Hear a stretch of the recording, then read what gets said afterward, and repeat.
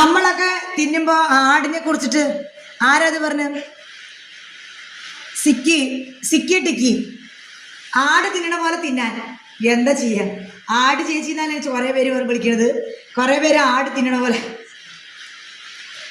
അങ്ങനെയാണ് ആട് തിന്നാ. കുറച്ചുകൂടി കിട്ടും, കുറച്ചുകൂടി റീച്ച് കിട്ടും.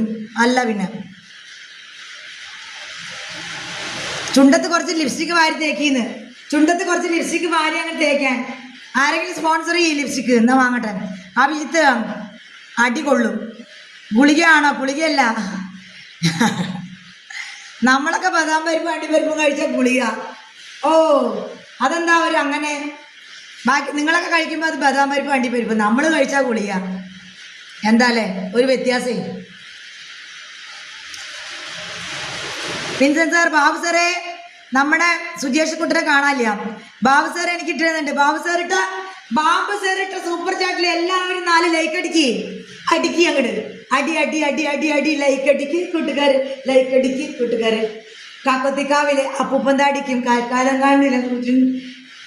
അത് കയ്യിൽ നിന്ന് പോയി, ആ പാട്ട് കയ്യിൽ നിന്ന് പോയി. അതെന്തോ ഓർമ്മ വന്നാ. സാർക്ക് വേണ്ടി ഒരു പാട്ട്